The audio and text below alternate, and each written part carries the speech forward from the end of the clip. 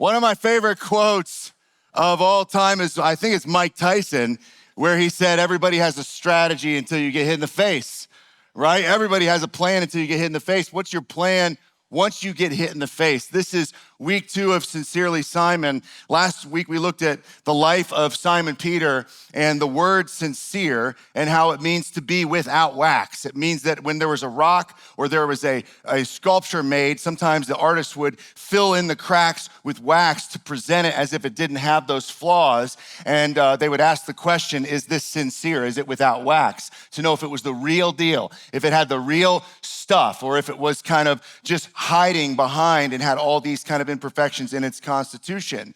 And what we see today, we're gonna look kind of at a quick walkthrough of Peter's life, is we're gonna look at a guy who had the certain type of energy that was one that would just keep on getting back up after they got hit.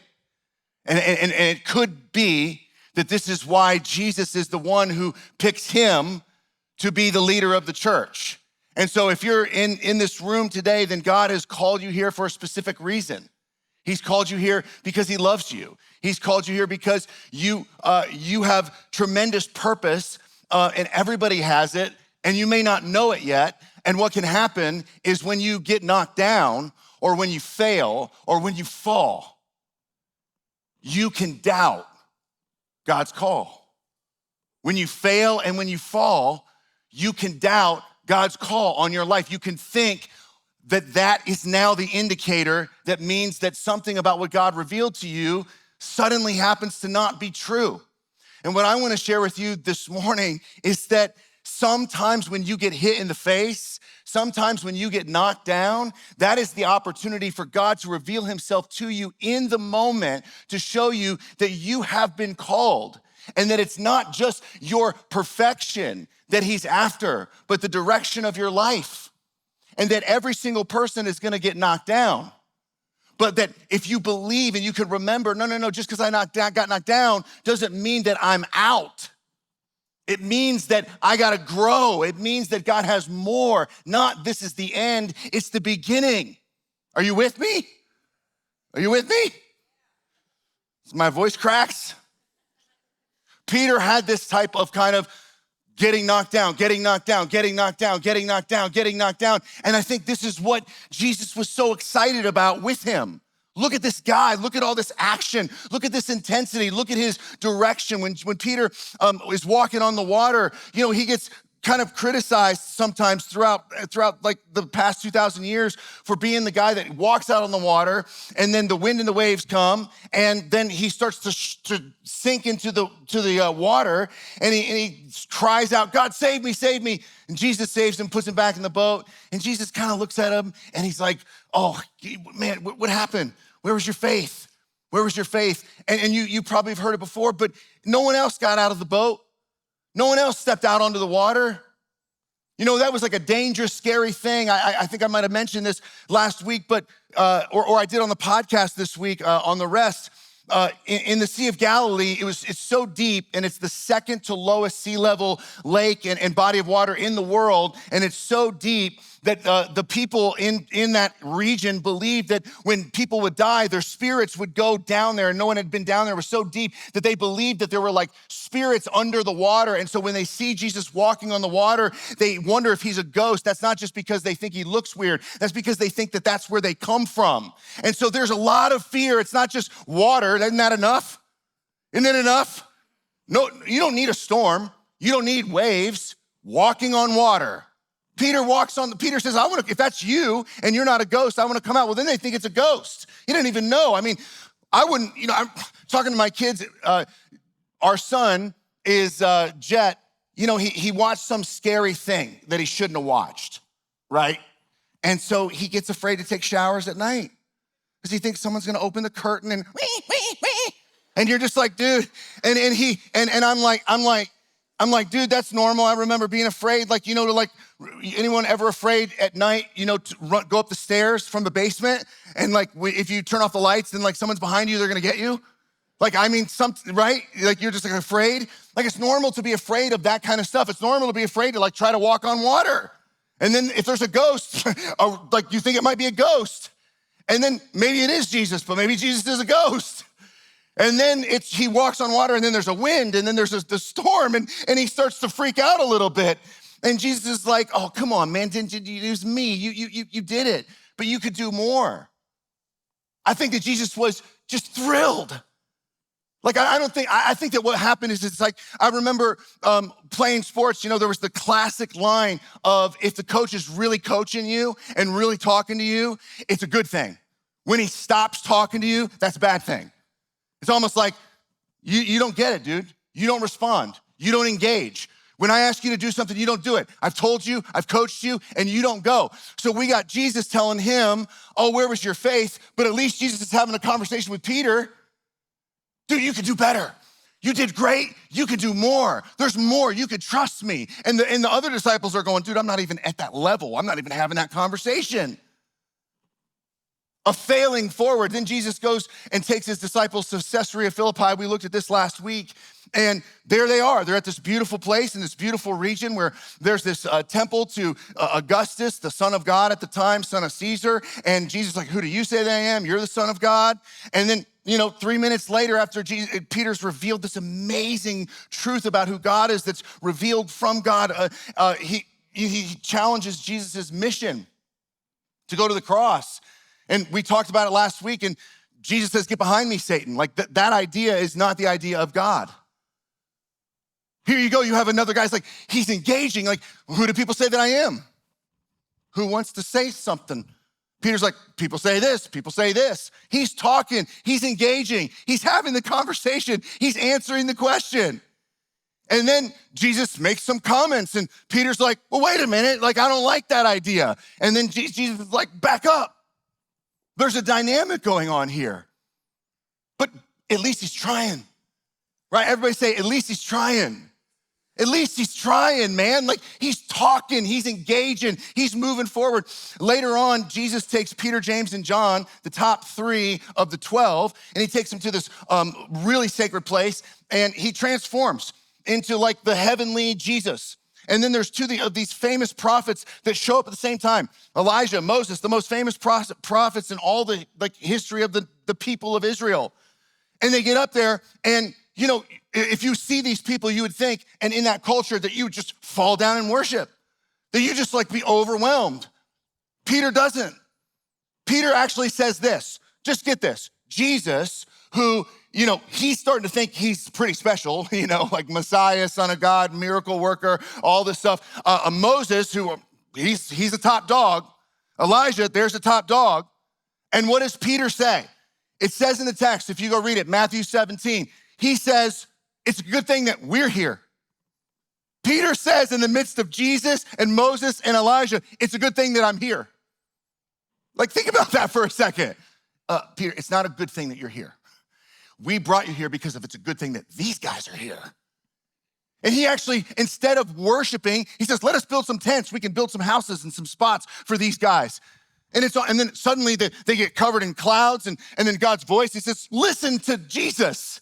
And he falls down and worships. Like, okay, finally, it's almost like God's like, hey, Peter, shh. Like, you're here. We're glad you're here. Be quiet. It's not like about you. We have you here to learn all this.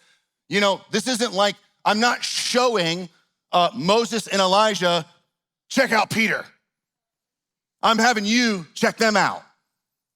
But at least he's trying. Say, at least he's trying.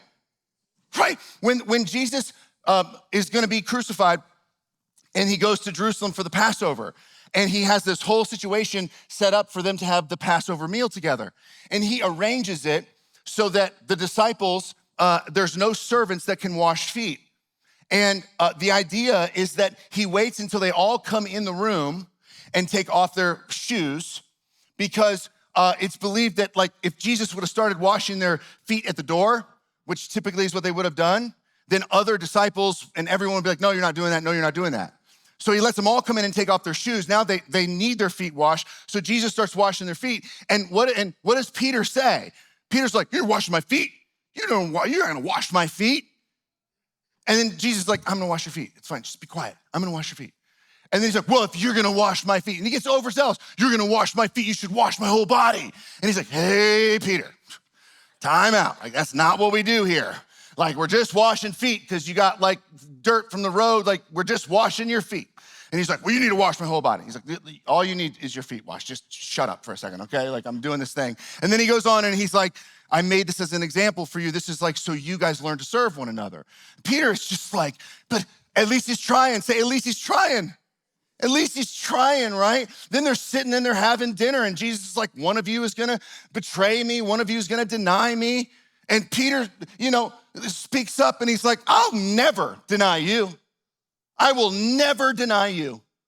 No one else says that. No one else says that.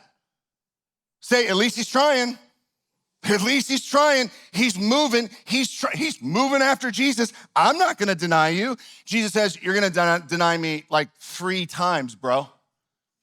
3 times you're gonna deny me. Huh? No way. Before the rooster crows, you're gonna deny me 3 times. At least he's trying.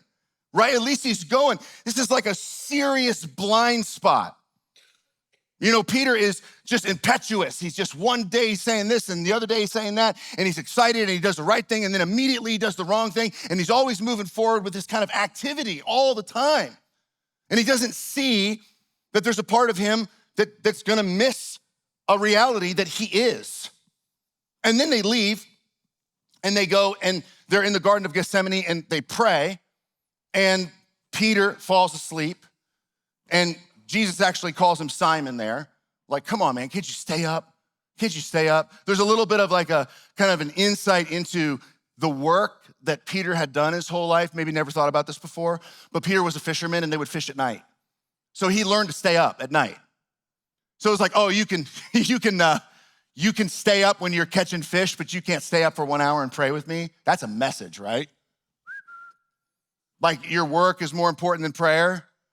Like, we just had this, we just had this meal, we just had this thing, like all this big stuff is happening, and you can't stay up for 1 hour. You need to be like catching a fish, you gotta be doing something. Come on, Simon, I changed your name.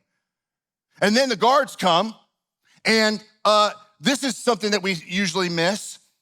Peter is the one who tries to fight off the guards. Now, I don't know about you, I've never wielded a sword from a sheath. I don't know. He pulls the sword out from some dude's sheath. Is that right? Yeah, that's good. And he pulls a sword out and he swings a sword and he chops off one of the guard's ears. You know this story? And then Jesus, tells him, put the sword away, live by the sword, die by the sword. You ever thought about what Peter was doing? What are you doing if you take a sword and you lift it up like this and you swing it as hard as you can at someone's head? Probably trying to cut their head off. It's like, good miss, Peter. That's a good miss. Like, what I see Peter just going crazy. It's like Jesus just poked him in the chest because you can't stay up for an hour. And he's like, oh, maybe I couldn't stay up, but I'll fight. I'll chop the dude's head off. And then Peter grabs the thing, and I can just see Jesus like grabbing his arm as it's coming down, moving it 2 inches to the side so that it glances off the side of his face and cuts just his ear off. Good miss. Probably trying to cut off someone's head. You don't swing that hard and try to cut off an ear. It's not like this is the thing he did. Watch. I'm like a samurai with this thing. I can just cut off his ear. He missed. He's trying to kill the guy. But at least he's trying. Say, at least he's trying. He's trying, he's moving, he's doing something. Where's everybody else? Where does everybody else go? The scriptures say they run away. They run away. Which one are you going? Which one do you want to take in the foxhole? Which one do you want on your team? Which one do you want? You want the one that was there engaging and not doing it perfectly, or the one who was absent? Then he denies Christ 3 times, right? He's a Galilean, right? Galileans almost probably dressed a certain way. They probably even had like a dialect that like people would hear it. He was seen with Jesus. And it was known that Jesus had these like this small tight knit of Galileans. So then when he's there kind of watching while Jesus is in trial, someone's like, you're a Galilean. We know, we've seen you with him. And he says, no, but he's there. He's the one that's there. This gets talked about. At least he's watching. You know, maybe he was trying to rescue Jesus. Actually, who didn't love Roy Hall? You all loved Roy Hall last week, right? I mean, he's great. Him and I were talking about this part. He goes, what if Peter was like there trying to rescue Jesus? Like, what if he's like, I won't deny you. And then he's the one showing up looking for an opportunity. And then when they come up and say, hey, do you know him? He's like, no. Just because he's trying to stay incognito. He's gonna wait for his moment. And then before too long, he actually does find himself denying Christ, and he realizes that, you know, he has this mixed motive of, I'm gonna do it, but I'm afraid, but I don't know how. And then he weeps bitterly because he's like frustrated with himself and doesn't understand his own actions. But at least he's trying. Then Jesus dies and he's in the tomb and then he raises to new life and then he shows himself. He shows himself 2 times. He shows up, Peter's in the room. He goes to the tomb, the empty tomb, Peter does. Then Jesus shows up in a room. Then I think it's a week later, he shows up in the room again. Peter's there. He sees the resurrected Jesus. Jesus starts talking to him. And then in John 21, Peter says, I'm gonna go fish. I'm going fishing again. What are you doing? Like, you're out, like you're done, like, or not? Or what are you up to? And what does Jesus do? Jesus shows up on the beach. He shows up on the beach while Peter is fishing. As soon as Peter realizes it's him, what does Peter do? He's a weirdo. He jumps out of the water and runs through the water to go see Jesus. It's just like you went fishing, but now that it's Jesus, you already saw him. Now he's coming to see you. Now you're jumping into the water. That seems a little unnecessary. It says how many fish Jesus helped them catch, which I always wondered why he wrote down like 153. And anyone that's fished knows why they wrote down 153. You know why? Because when you fish, you tell everybody what you caught. Right? I mean, that's what you do. You're like, it was this big. I mean, if you caught 42 fish, you'd be like, 42! We caught 42 fish.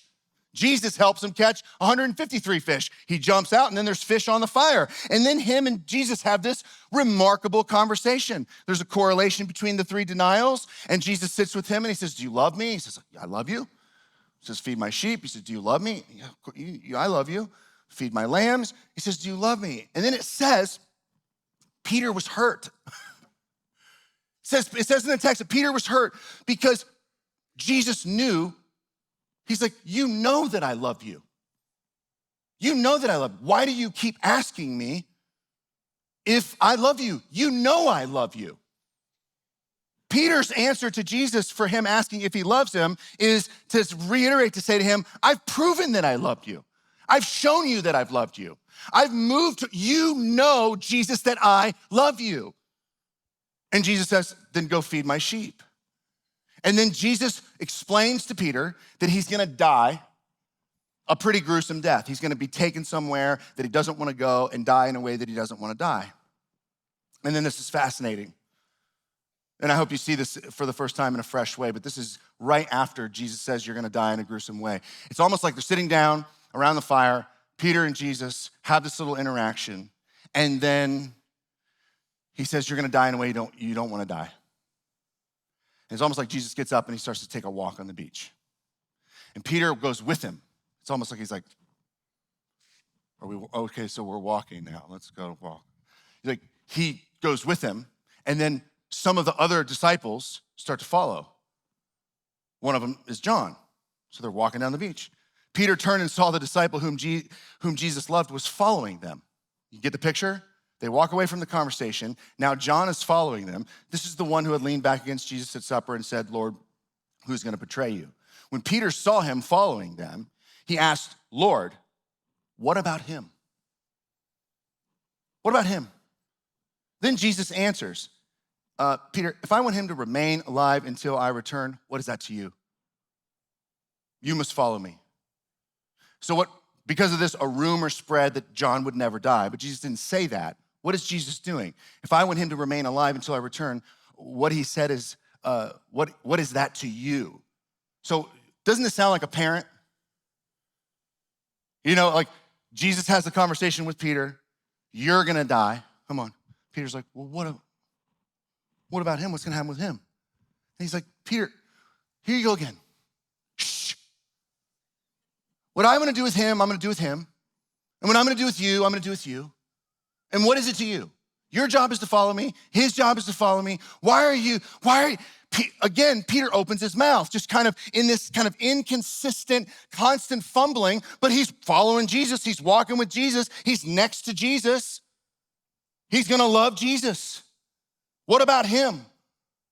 And you can just see Jesus literally going, Peter, why every time I talk to you, does it have to be like a thing, bro? Why is there a thing? I mean, every time. Like, what does it have to do with him? I'm talking to you. I'm not talking to him. I'm talking to you.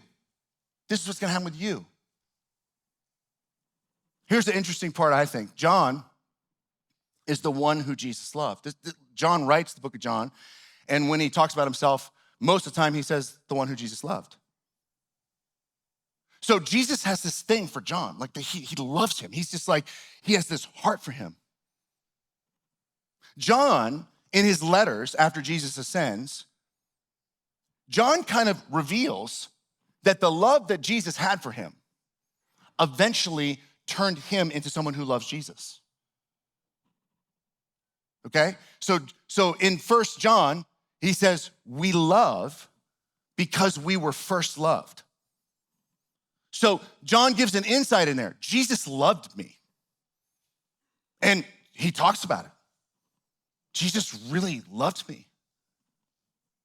In all of Peter's failings, in his ups and downs, his shining moments and his shameful moments, here's what we know. Peter loved Jesus. Peter loved Jesus. He was for him. He chased him.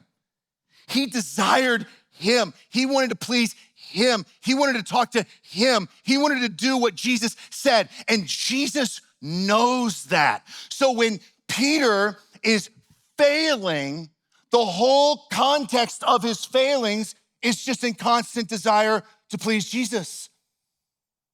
He's failing at following Jesus.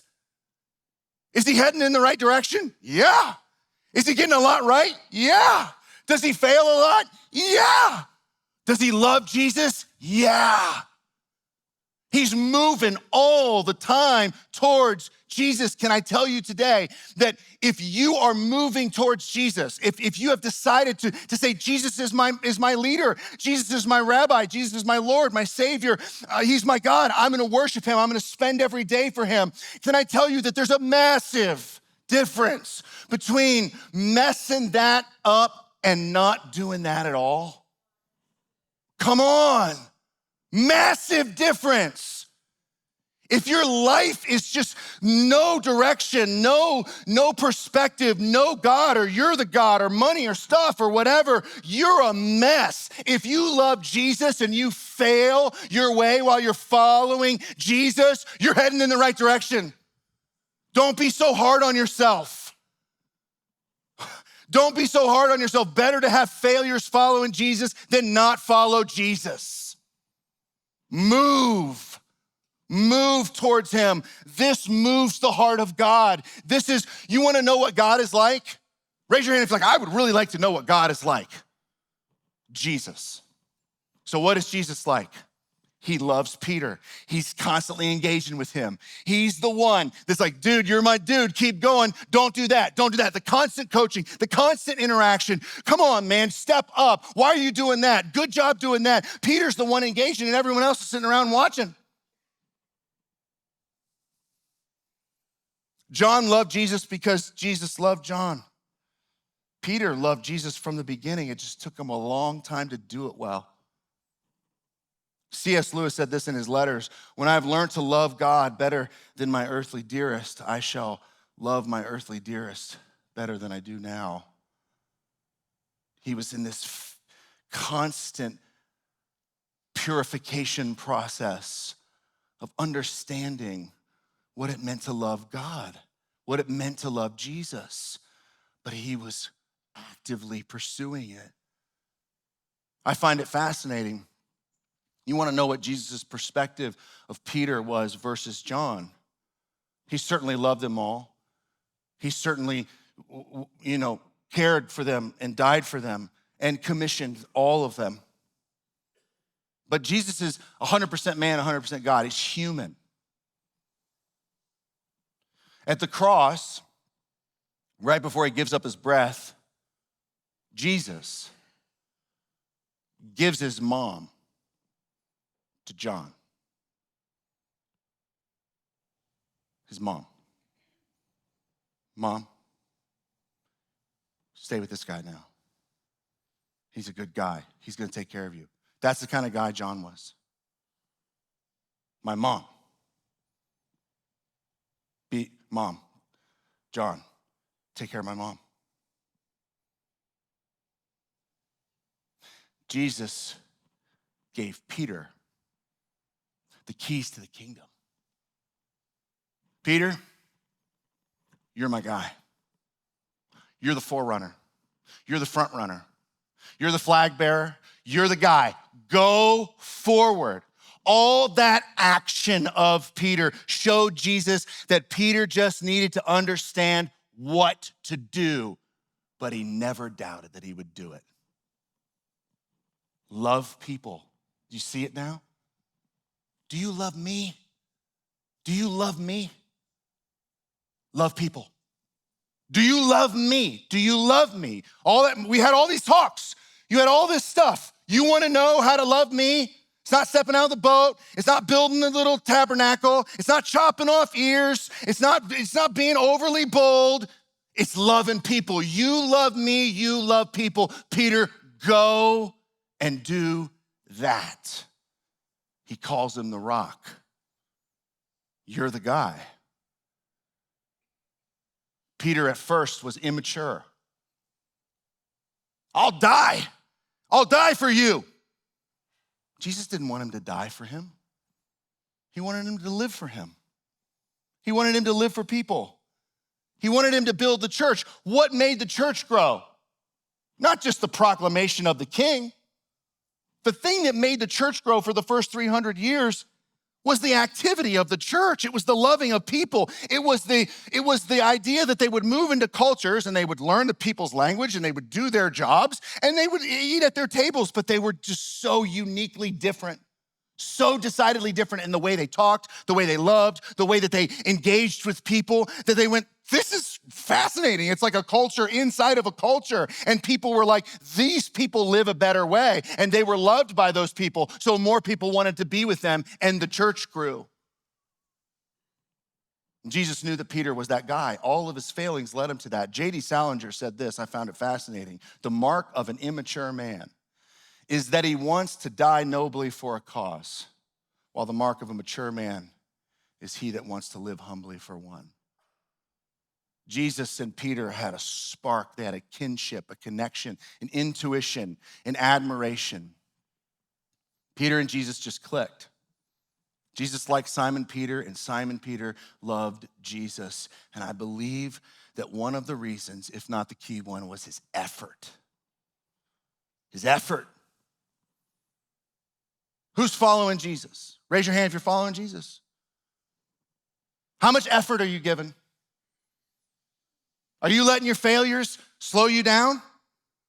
You think your failures are final? You think the thing where you trip up and stumble means God's like, I didn't pick you for the job? If you didn't see it today, that's not what he's thinking. If you're following me, keep going. Keep going. Get back up. Don't let what hits you in the face stop you from following me. I need your action. You're following me, you trip up, then you get down on your knees and say, Jesus, I'm a mess. I need help. I'm going to keep going. And he's going to say, shake it off and keep going. And we go build the church. 100% effort. Everyday effort to follow Jesus will come with failures. But if you love him, you'll keep getting back up. Disciples are disciplined Discipline means daily. You have to practice following Jesus, assuming that you're going to fail and you have a need for growth. Effort will turn your will to follow Jesus into the skill to follow Jesus. So you just need to keep going. You just need to have the mindset that when you get knocked down and you're following Jesus, now it's time. Okay, all right, I'm going. I'm not out, I'm going. I'm gonna take a breather, but I'm going. I'm not done. God's not done. We're gonna keep going. Who's ready to keep going? You ready to keep going? You just have to have a mindset change. You see, setting the bar is high. Oh, we need to be perfect. Oh, we got to be like Jesus. You're not going to be like Jesus tomorrow. So what you have to do is then lower it just enough so that you can cross a finish line every day, a mini finish line. And all those little successes will add up to the ultimate reality. So you need to think progress, not perfect. Think movement, not stagnant. Think better, not best. Think growth, not grown. Think some, not all. Think long and slow, not short and fast. Think nurture and structure, not just discipline, but self-care. Think work hard, rest hard. Think every yes is no, and every no is yes. Everyday effort to follow Jesus will come with failures, but if you love him, you keep getting back up. You guys feel that? Keep going, man. He had Peter on his team. If he was on his team, then sincerely, so are you. Let's stand up and let's pray together. Father, we thank you. We thank you so much that you've given us these bodies and these minds and these hearts and these souls. And Father, as we follow you, we can get tricked into thinking that if we're not perfect, that we're out. Thank God that that's not who you are. Thank God that you didn't treat Peter that way. Thank God that you didn't count him out when he fell down, God, but that you just said, come on, let's go. That there's more, that there's growth. And God, help us to channel all the activity and all the failures into the manifestation of your purpose in our lives, which is to transform us into the likeness of your Son. And the likeness of your Son is a sacrificial, giving, loving God. And so, God, as we learn to be like you, it means we love people more. It means we focus our activity on loving people. And we offer who we are and what we are, our failures, our successes, our growth, our past, our future, all to you, God. And we trust you. We trust you. You called us down this path. You're with us on this path. Help us to trust in you with all of our heart and to lean not on our own understanding, but to acknowledge you every step of the way, every failure, every fault, and get back up and keep going. Here it is, God. We worship you.